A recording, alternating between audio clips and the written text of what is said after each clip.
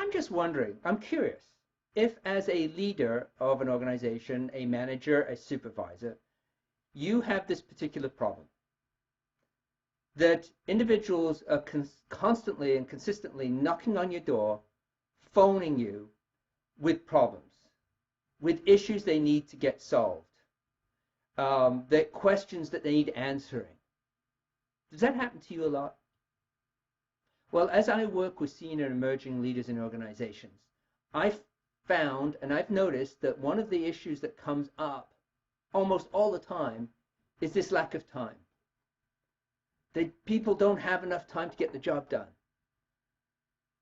They're frustrated they can't get projects completed on time. Is this something that happens to you? Well, maybe it's all those interruptions you're having.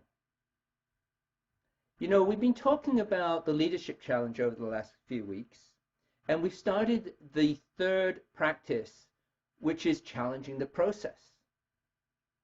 And if you've been following this blog for a while, you know that within each one of those practices, there are 5 behaviors.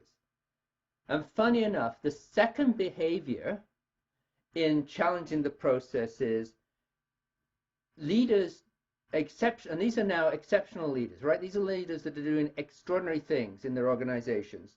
They challenge people to try out new and innovative ways to do their work. They challenge people to try out new and innovative ways to do their work. How do you do that? Well, you don't do that by answering their questions, by solving their problems for them, do you? You do that by sending them away to find the answers themselves, to come up with the solutions themselves.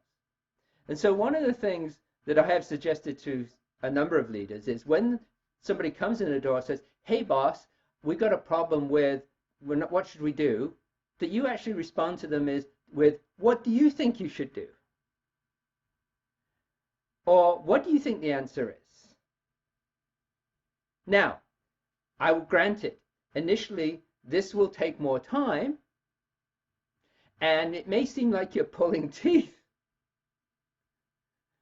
But over time, you keep giving that message, they're going to start recognizing, oh, when I show up at my boss's door, I better have an idea or a solution to the challenge or the problem that I'm facing.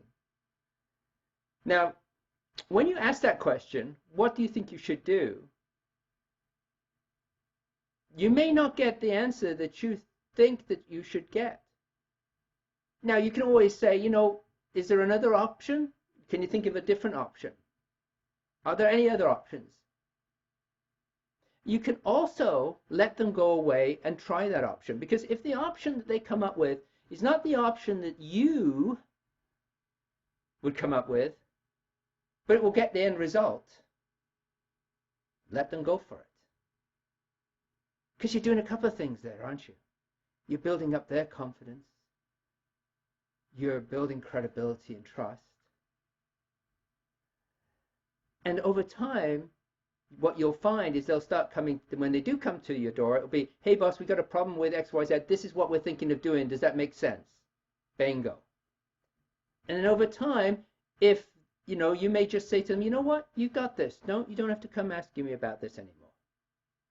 Can you imagine if that started happening, how much time would come off your plate and give you the time to do what you need to be doing?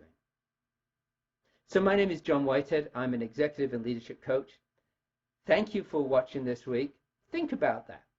The next time somebody walks in your door, what do you tell them? What do you say to them? Hey, what do you think the idea might be? What do you think the solution is? Try it. Thanks for watching this week, and we'll talk to you again. Take care.